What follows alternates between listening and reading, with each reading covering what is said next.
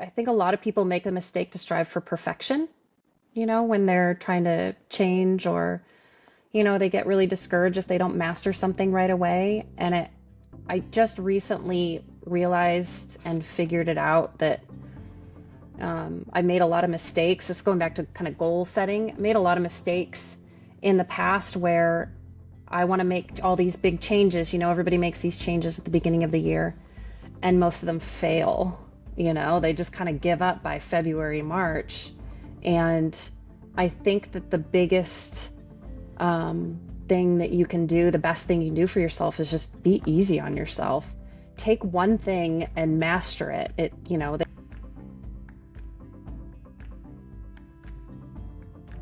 So good morning, everyone. Welcome back to Time Tested Mastery. I wanted to share with you an exciting interview that we're having today with a name that should be familiar to you.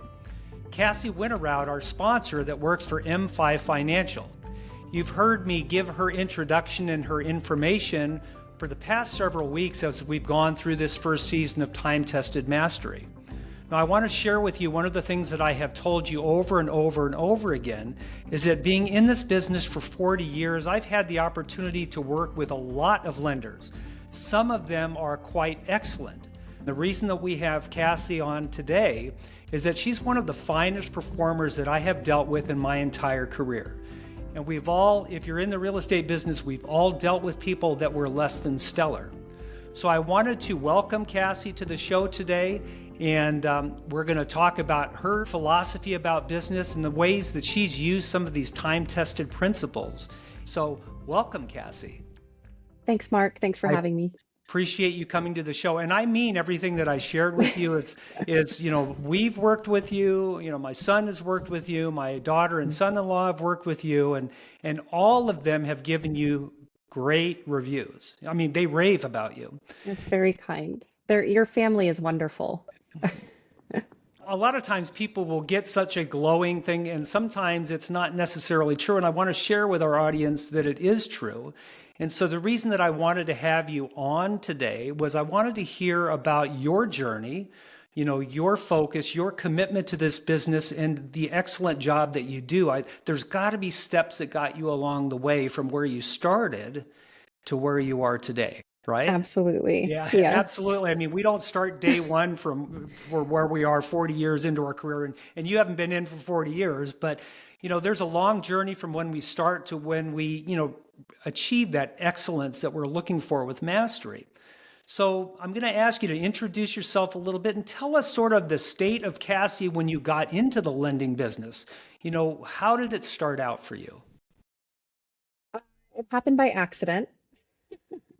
I was in my 20s and had, I had gone to college, and I had a degree in anthropology from Western Michigan University, and had realized when I was almost finished with my education that I did not want to go into anthropology as a career. And I was looking for I was a very highly organized person, was really good at multitasking. So I was looking at a lot of administrative work.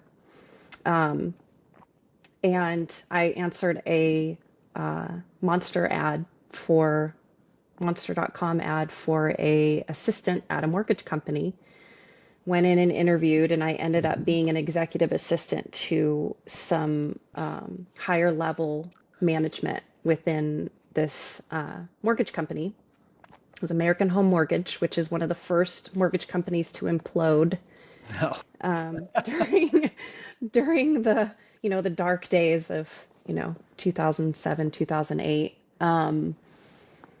And so I was constantly surrounded by the lending world and the lingo, and worked very closely with other loan officers. And it's funny because at that time I was very afraid of the phone, making phone calls.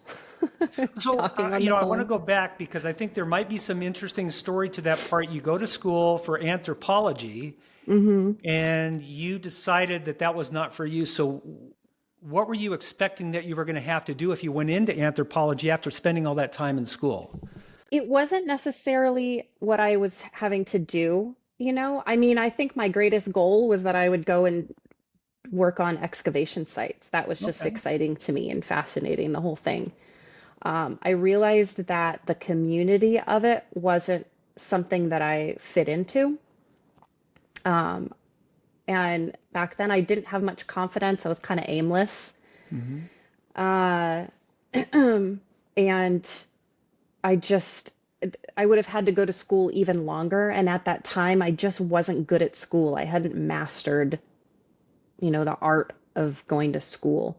Some people, it comes naturally. It just wasn't. If I had to go now, I think I'd, ace it. It'd be no problem. Okay.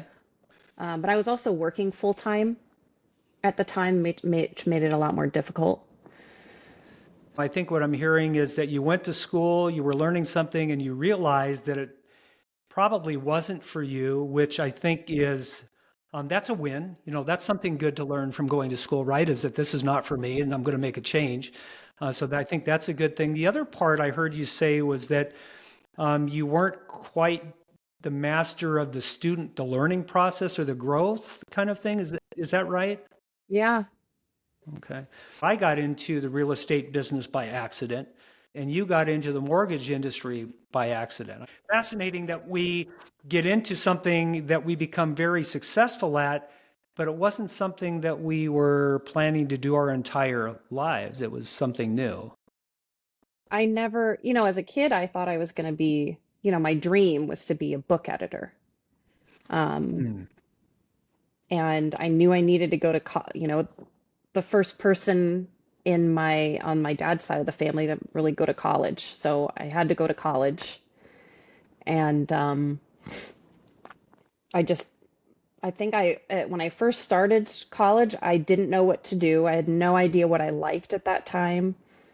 So I was just kind of taking a lot of English classes Hmm. and some business classes, and I thought I would figure it out. And then one of my general electives in my first semester, was an anthropology class, and that really excited me. So I could kind of continue to, and I think it kind of bugged my dad a little bit that I was going into anthropology. Okay. So a full steam ahead on that. So when you made the change, Dad was happy. I don't think he was happy. He was happy. Mm-mm. Okay. Okay.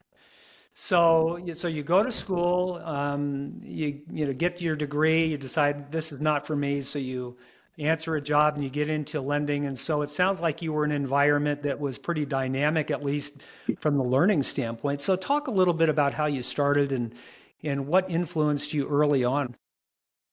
Um, when I first started, it was a whole nother world. I mean, I come from part of my family is they're all like in some way part of, in lending or real estate. So I'd worked with my brother a little bit. He owns a part owner in a small business finance company Okay.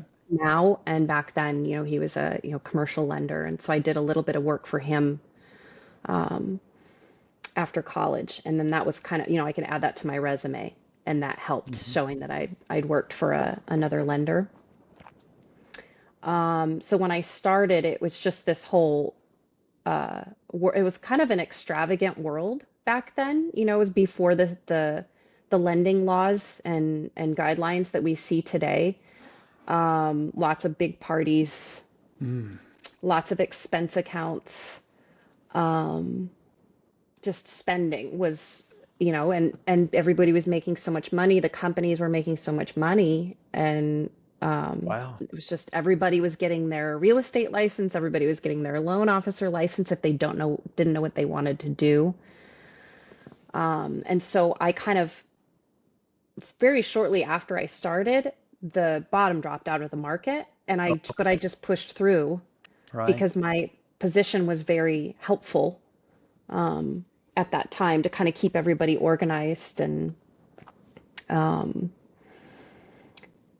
I think is important for the listeners that we're talking to that are after personal growth. I mean, one of the things that happens when you're self-employed, and you and I both know this, is that you have unlimited freedom when you become self-employed.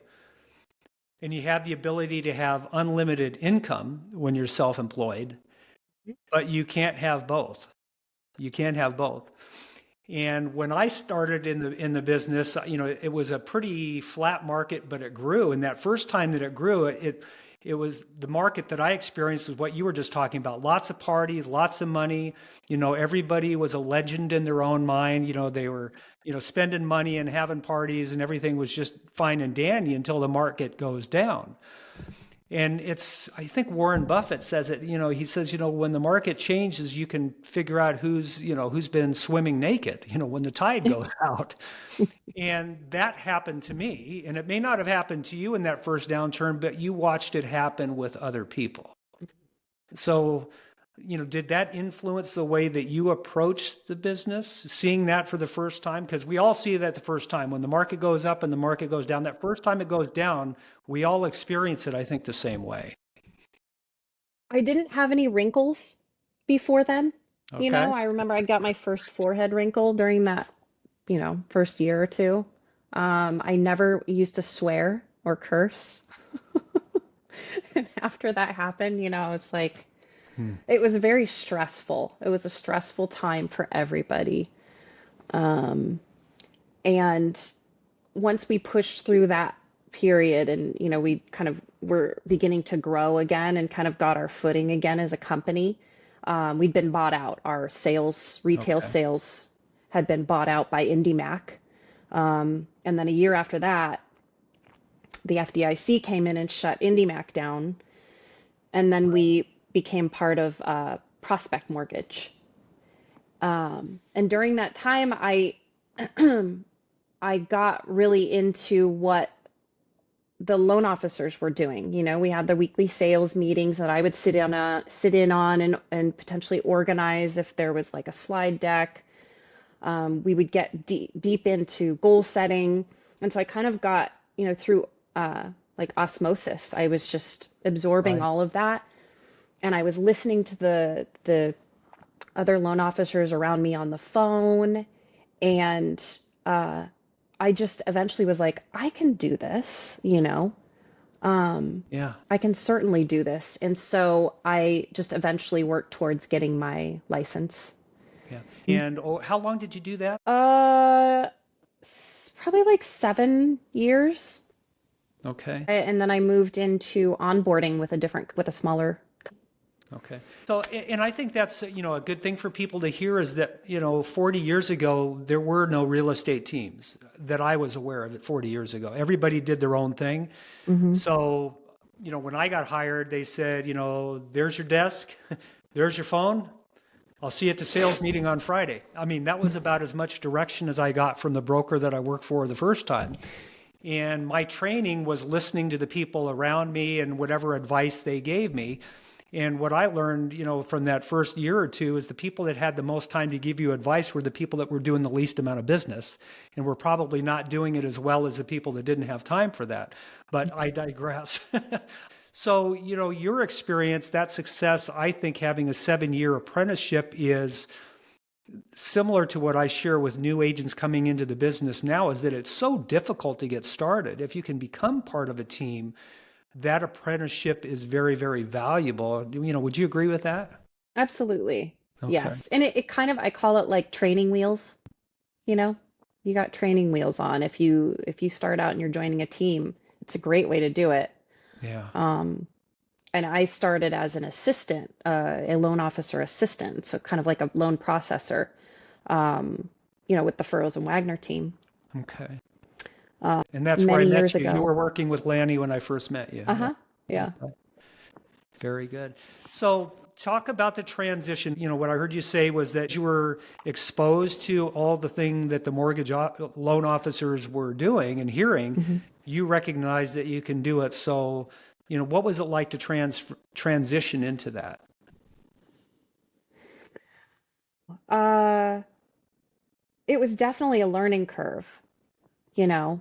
Um, being client facing. So before I would think of my clients when I was Hmm. an executive assistant, my clients were the loan officers or the management, Right. the VPs that I was supporting. And then my clients became like real people, everyday people. And so very quickly I learned that the best way to succeed was to kind of put myself in their shoes, empathy, practicing empathy without allowing emotions to get into it, because it can be a very emotional business. It's the biggest financial transaction of people's lives for many people. Yeah. Yeah. And you can feel very exposed during the process as a buyer, or a seller. And I realized that I need to put myself on anybody's level, Right. and just kind of, I wanted them to feel like I was in it with them. Yeah. Well, for lack of a better term, I don't know that I've ever run into a loan officer that has a better bedside manner than you do. Mm, thank you. Real estate transactions are stressful not only for the clients, but real estate agents, which I'm one, and I work with them all the time. They tend to blow everything up, and everything's a crisis. I mean, most people, have a lot easier job identifying problems and complaining about them than they do in solving them. And looking back, I don't recall ever a time experiencing you doing the freak out that everybody else is freaking out, and you're saying, okay, well, here's an option, let's try Right. this, or, I've got this option. And, that's something that I saw you do consistently over and over and over again when there was, a challenge to a transaction. And there's always a challenge to a trend. Every single one's got its bumps, but you always approached it the same way. So how did you learn that skill, or how did you develop it? I don't know that it was like a necessarily super conscious thing. Um, I felt like as long as I can remain calm and have solutions, it makes people feel better about what's happening, and establishing Hmm. trust, which is like one of the most important things that you can do. Um,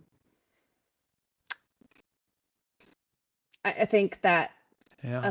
there's like, I've been, I read a lot for business and self-improvement. And there was this book that I just finished. It's called Full Fee Agent. And it talks about how there's tactical empathy and then there's sympathy.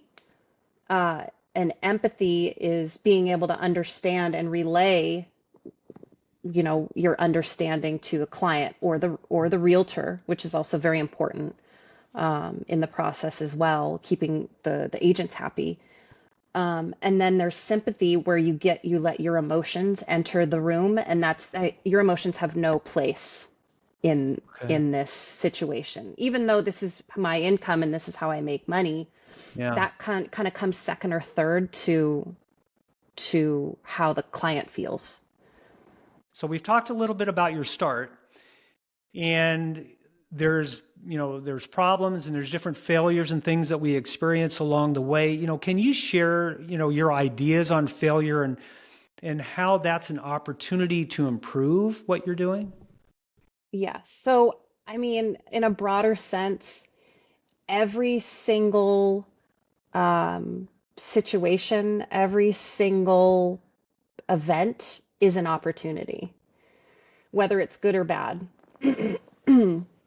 because it gives you this moment of clarity, Hmm. so hopefully, sometimes, and it just gives you that opportunity to correct whatever happened that went wrong. I mean, like, there's so many things that happen that are just out of our control. Right. Um, but I think that the way that we handle those situations uh, means everything, especially, to our clients, and our partners, working Right. with realtors like you.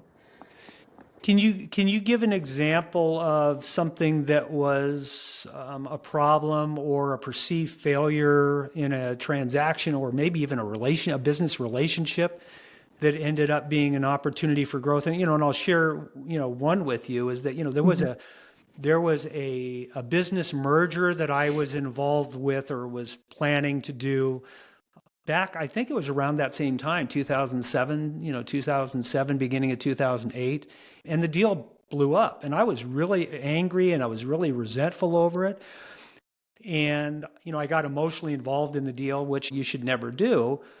And then I found out over the next 2 or 3 years that God gave me the best possible blessing in the world for not making that transaction work. Sometimes you don't know that, God's taking care of you, or that, the solution that everybody thinks is the right solution is not the right solution. And as long as you stay open to moving forward, you will find out that you got a better outcome by sticking with it. I mean, I don't know if that's a good example for something that you've experienced, but do you have any stories like that? I know you asked me that previously, and it was kind of hard for me to think of um, anything. I feel like I make tiny failures every single day, all day. Um, and my goal is to make sure that nobody sees that. And so, I mean, luckily, I don't think I've ever made a huge mistake that's blown up any kind of a transaction. Right. Um, but I'm very hyper aware of my actions and how they affect the whole process for somebody. So I think I've seen other people, that maybe don't set expectations up front. The biggest thing you can do is just when I'm talking to somebody and I'm asking them questions and our pre-qualification Right. process, which is usually like a 20-minute conversation mostly, which seems like a short period of time, but I get a lot of information during that time because I ask these very specific questions every time. Um, is during that process, I can identify what potential pitfalls may come up Right. in advance, and I let them know this is something that could trip us up, and this is how we need to deal with it up front, so that there aren't any surprises down the road. And I think there are a lot of lenders that don't do Yeah. that. There's a lot of real estate agents that do that too. You want to look Yes. at houses? I'll be right out there. That's not a good pre-qualifying script, I tell you. I want to sell my house. What price? I So, know, I know. It's like I think sometimes desperation, for lack of a better word, I think desperation kind of enters the room sometimes because in between each transaction we're unemployed. mhm. So in order to feed our families and pay the bills and keep the lights on, there can be this air of they call it was it commission breath? Have Commission you breath. heard that? Yes. Yes, absolutely. Uh, So, pre-qualifying is, a skill that sales trainers teach. Real estate salespeople do it to varying degrees, and I would say more often than not, they don't do a very good job of pre-qualing. So, share, and I know that you ask pretty specific questions because I've been through the process myself, and I know that you've helped my family members who had difficult situations and went through all the way through, what's going on with this, what's going on with this, what's going on. And so you would basically do what a doctor does, which is I'm going to operate on you, but I have to do all the tests first to know where to operate on you. And that's the way that I look at pre-qualifying. So that it sounds like that's what you're doing. Talk a little bit about that process. If there's main categories that you're looking for, and how do you identify a red flag?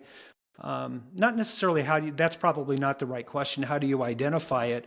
Is that with your experience, by the answer they give you that there's a potential problem there, mhm. right? I mean, that's how it's your experience that tells that. So sort of give an example of a problem that you might identify in pre-qualifying and how you would prepare the borrower to deal with that. Well, there's the main categories that we ask specific questions under are assets. Where's the money coming from? What do you have in the bank? Are you getting a gift from a family member? Do you need down payment assistance? Um, Credit is a huge one. Um, if I'm asking someone what they think, I'll always ask, what do you think your credit score is? What do do you have any late? And they tell me, oh, well, my credit's in the 600s. So then that leads me to ask more questions. Do you have any late payments? Do you have any, do you pay your credit cards off each month or do you carry balances? And then the more questions that I have asked, the bigger picture I can get. Mm-hmm. Some people, if I talk to somebody and they don't know what their credit score is, that's kind of a flag. Yeah. Most people know what their score is. They have a kind of a good idea of what it is. And so then at that point, I would need to, I'll say, well, let's do a soft credit pull just to see what things look like there. Income, what's your income like? Are you, because some people just think, well, this is how much I made last year, and that's my income. But there's so many different types, ways that people are paid, and loan guidelines are very specific around those calculating the income for those different types of income sources. So one of my red flags is people that won't answer the questions. How do you handle that? That won't answer the questions. I don't think I've really encountered somebody that won't answer my questions. That's great. It sounds like that happens. To tell somebody that you've had a bankruptcy, to tell somebody you're going through a divorce, to tell somebody that you've lost your, all of these different things that can possibly come up. I mean, it's private, and unless you really know someone, the question is, how do you get them to tell you the truth? Okay. About those kinds of things. I think it's just my approach. I, do a little bit of chit chat in the beginning, kind of, try to make it into more of a conversation. And I kind of prep them. I say, is it okay if I ask you a few questions about, your income and your credit and stuff? And if I see some resistance, that's when sometimes I'll just move on, and then I say, then I need some documentation, or maybe I'll circle back and ask the question a different way. Okay. Or I'll ask a different question that maybe will help get me that answer that I was looking for. That's a pretty specific technique when you're getting resistance from someone, and we get that people are uncomfortable talking about something, and if you push harder on them, they push back harder, and you push harder on them, they push back harder, and then all of a sudden you have no relationship with them. So it sounds like when you recognize that you're backing off and maybe, approaching it from a different way or asking it in a different way later, to get you, that information's there, so you need to get it, but you're finding out, instead of a direct attack with it, you're going and finding it another way. Make sense? Yep. Okay, very good. So you've been in the business long enough to see a lot of change. Okay. How do you manage change? I look at it as another opportunity for growth. I think it was Stephen Hawking that says intelligence is the ability to change, the sign of intelligence. And there are definitely, I don't love change. We all get kind of comfortable in our routines and our processes, but I know that our industry, mine, is constantly changing. The guidelines are changing, the loan products are changing daily. Okay. And I watch the stock market as well, and that's just, that changes by the moment. So, if we don't embrace it, it's just, there's no other option but to fail, and it's not a good failure. I think you get left behind if you don't embrace the change. There are definitely some basics to our businesses that should stay. But being able to kind of grow around that is very impactful for staying afloat, staying relevant. You mentioned that you read a lot of business books. How do you decide what you're reading next? Mostly word of mouth. I'm just chatting with people, with maybe with realtors. What are they reading? Um, Coworkers. We have a like a book club. Hmm. I say that term loosely. Right. Book club with some with other loan officers at my company, and we talk about it weekly. And we're trying to read a book a month. Okay. Very good. Mm. Well, one of the things that, my wife says about me is that, I'm good for about, 6 months or 2 years. There's a window there, and I change things purposely. I mean, it's not typically a reactive thing. It is, and I don't know whether it is a boredom or an itch. I'm not sure exactly what it is, but I mean, I'll like clean my office out, reorganize or I'll move my workspace, or I'll do something different. And to me, and to most people that I know, is that if you're not growing, you're actually falling behind, because the market is always changing and the skills are always changing, and technology is always changing, and your competition is always trying to improve. And so if we're not improving, we're absolutely getting behind. So it sounds like books are a big thing for you. Mm. I I just have to be aware. I mean, I guess awareness, just for me personally. I get emails every single day from all the loan investors that I have access to. So Mhm. as a loan broker, I have access to like 20 different lenders for different things. Um, and so we get emails from them, daily, weekly, and just trying to be on the lookout for those changes. I follow certain people on social media Okay. that that help, and they kind of come up with these new ideas or new Okay. ways of thinking. Um, And I sort of think that's where I was going with it, is that there are sales trainers, there's motivational speakers, there are influencers in every industry. There's personal coaches, there's mastermind groups. I think one of the things I love the most is that mastermind groups are actually sort of the best thing, because if you go to a trainer and there's 2,000 people there with the trainer, everybody walks out with the same information. That means that you're not unique. But when you're in, with a core group, in a mastermind group of people that are really creative in solving problems, and they share it amongst a small group of people, then you might have 10 or 15 people, that go back to their own marketplaces, their own businesses, their own company, and they're doing things that are unique, and none of their competition is doing it, if that makes sense. What is your creative process with the emails that you're getting from your investors that say, well, we're going to do this now, we're going to do that now, or we've got this problem coming up? You have to find a solution for it. So how does that look like? well, there's so much information that we can't, I just don't have it all in my head.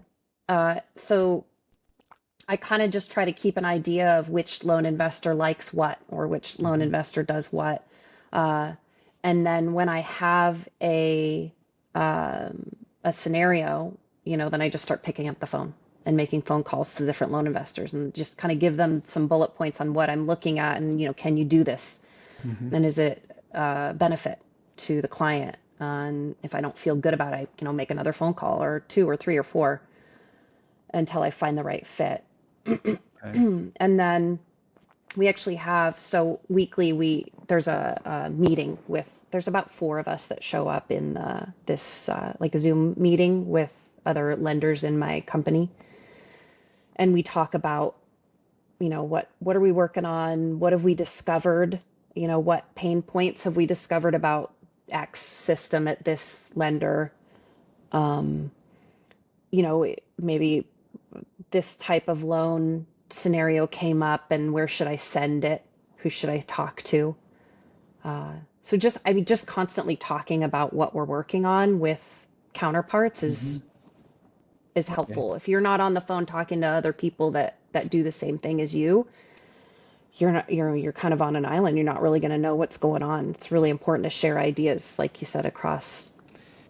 So it doesn't sound like you have a formal mastermind group, but with that the four people that get on Zoom, is that sort of a formal kind of mastermind group, or is it It's, it's formal slash informal. okay? So okay, and you know the most curious people that talk to everybody are the ones that usually get the most input. So the creative process then for you, to problem solve is really collaborating with your peers, the people that you trust that are successful.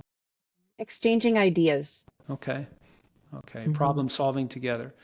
So we Hmm. haven't talked about your goal setting process or the goals that you've set yourself. Do you have a huge major goal that you're chasing right now that's exciting? I have so many. Uh, a huge major goal um, is it's an ongoing goal, and it's making sure. So the way that I there's so many different ways, and I've tried all these different options, and I think each year I kind of change up the way I do my goals. But I always kind of fall back on this one, and it's just dividing dividing it up into the four F's, and it's family, fun, finance, and fitness.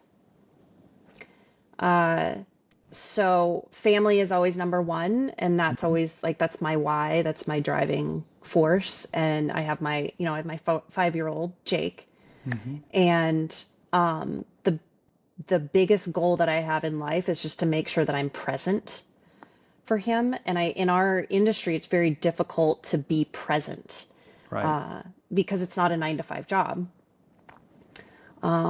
So my biggest goal is when he gets older is for him to be like, yes, my mom was always paying attention to me. Right. My mom wasn't constantly on her phone or on her computer. And then I guess that's like a long-term goal. I guess short Right. term, I really want to be able to take Trevor and I to on a big like trip to Europe, Scotland or Spain. Okay. Um, Last year we went to Ireland and it was amazing. And it may be a little uh, unrealistic to try to do a trip like that every year, but at least every year and a half, I would love to do that. Yeah. Well, that's a great thing. So, Mhm. that's a perfect lead into one of the questions, is that I have a soft spot in my heart, for moms, single or not, and you're happily married with Trevor um, but it is still very, very difficult to manage both the professionalism and the commitment to your clients when, the truth is family does come first. So, what things have you put into place to make sure that you protect both of those? Well, this year, one of my goals is try to just be more available for business because in the past, I was really focusing more on family, especially in off hours and weekends. And I probably lost some business just because I didn't have the capacity to answer the phone at 5:30 on a Friday. You know what it Right, was right. like, it was just too much because my wonderful son is very high energy. So he takes full attention. If I stop paying attention to him for a minute, it's a problem. Yeah. Um, but now that he's getting a little bit older, we've got him, on a really good schedule.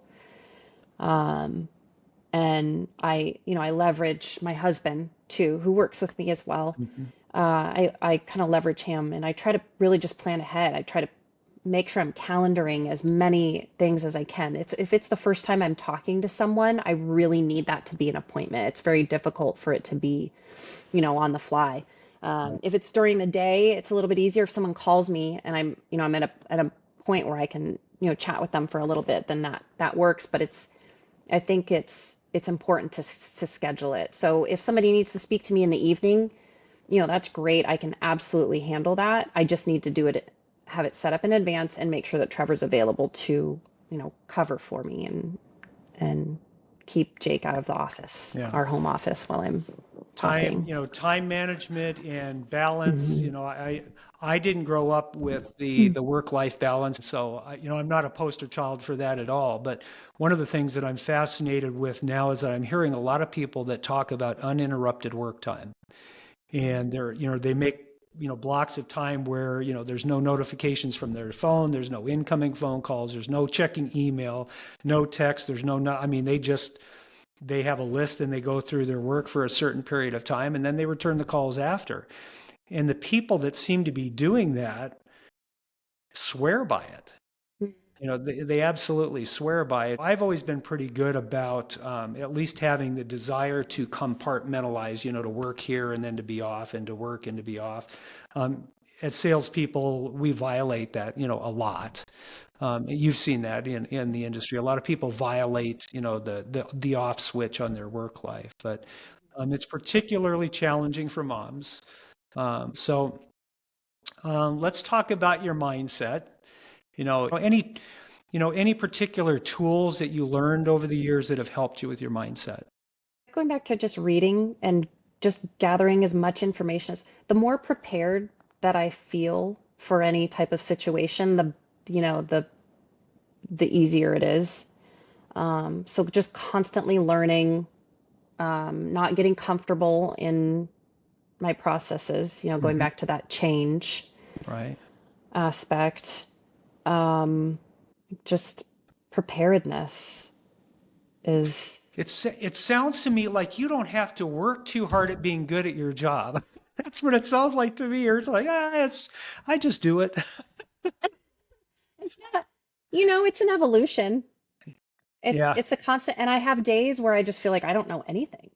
Yeah. I mean, to be candid, I just feel like I have no idea what I'm doing. But I think that's everybody just has days like that, and it's Hmm. totally normal. But I think like compartmentalizing is really important, and just keep the self-talk positive, Hmm. um, and kind of keep it to yourself. I think I was mentioning to you, the more you spread it around, the more Yes. it gives that thought and those feelings power. So I really try, I keep like maybe a couple people really close to me where if I need to vent, I'm going to vent.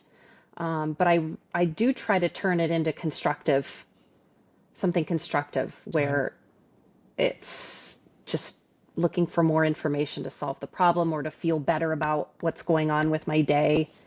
I think it's like it might be kind of like an OCD thing where I really need, if there's a problem, I need to solve it. Okay.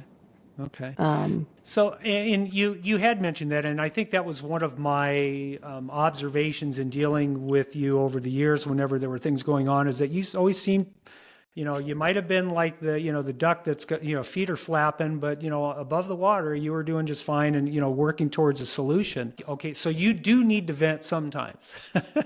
course, Okay. Okay. of course. Yeah. But you And but you I keep think, it tight, hmm yeah, to where it'll be constructive.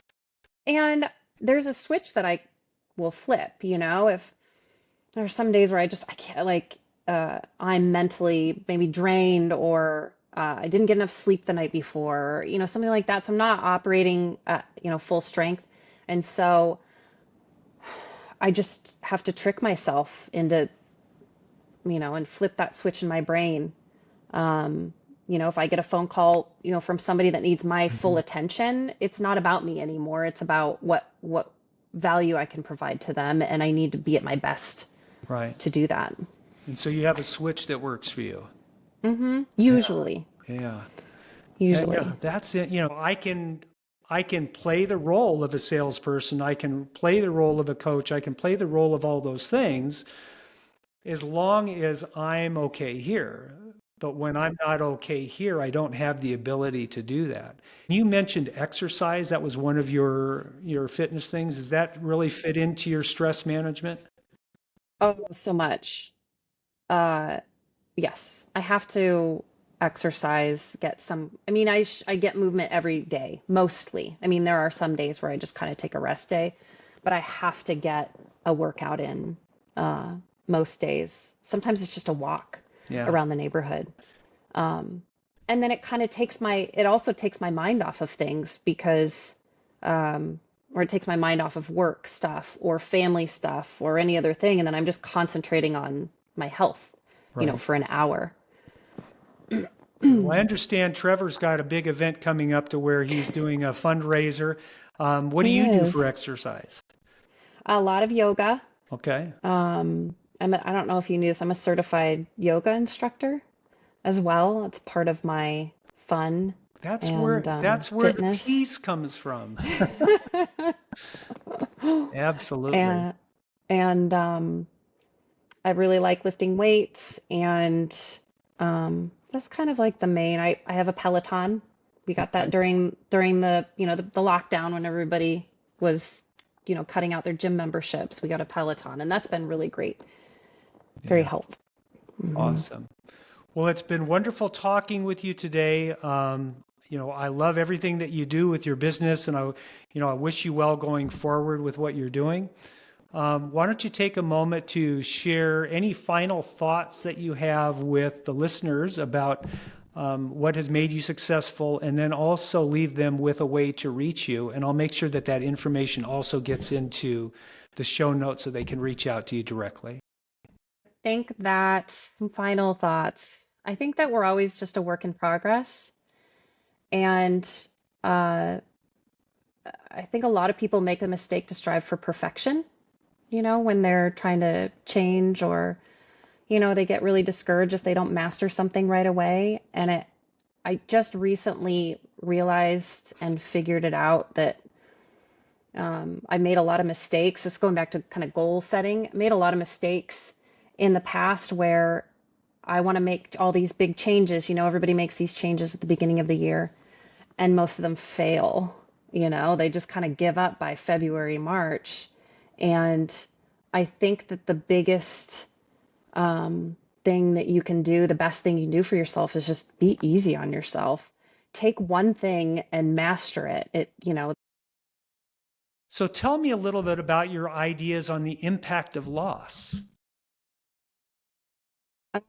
Well, there's this comes from a study. This isn't like my own, um, this isn't my own thing. And it basically it goes back to, basically humans are irrational. So there's this thing called prospect theory, where and it means that humans evaluate loss and gains unevenly. When when someone thinks of losing $100 and they also think of gaining $100, the thought of losing that $100 is much more powerful than that gain. So the way that we can use that in our business is to kind of rephrase questions that we ask. So we want to Okay. look for no answers. We want to look for negative answers. Like in the past, if I would follow up with someone, I would say, "How's your home search coming along? Are you still in the market to buy?" But now, if we shift that to, uh, "Have you given up on buying a home?" If it's somebody that, maybe I followed up with them a couple Oh, times and they haven't yeah. responded, I'm going to push that out to them. Have you given up on buying a home? And that will elicit this response where they need to set me straight Yeah. because they don't want that to be a no answer. They don't want to give up on that. It's all like psychological. Everything that we do and say it's psychology. It's prospect theory. It's part of Prospect prospect theory. theory. Okay. And which means that people are statistically more likely to act to avert loss than to achieve an For the actual gain. gain. Good. Are you already seeing results to it? It does work. It does Yeah. work.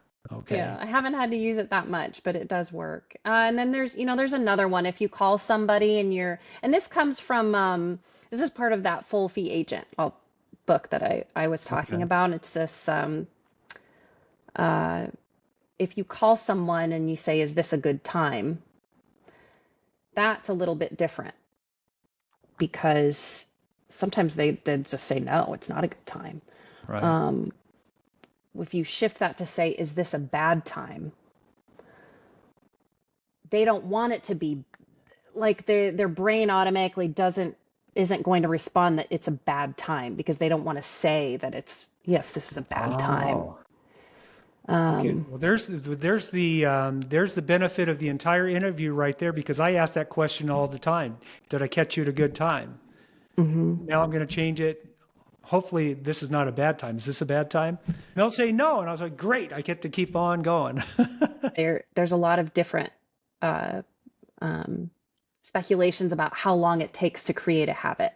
Yeah. I just say 30 days. Some people say it's 18 days. Some people say it's 200 days.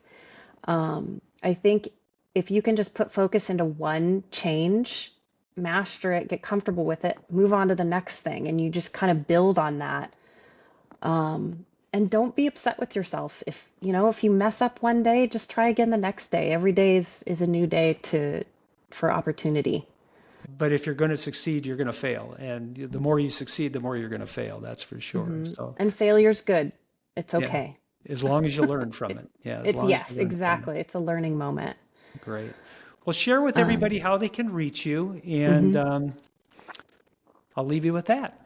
Okay. Well, again, my name is Cassie Winterowd. I am the friendly lender, and I'm licensed to do home loans in California, Idaho, Washington, and Texas, and I'm adding on to that list this year. The best way to reach me is by cell phone, 858-999-1778. My email address is cassie@cwfriendlylending.com. Thank you so much, Cassie. It was great having you on today. Thanks for having me on today, Mark. It's an honor. I really, really enjoy working with you and your team. All right. Have a great day. Thanks, you too.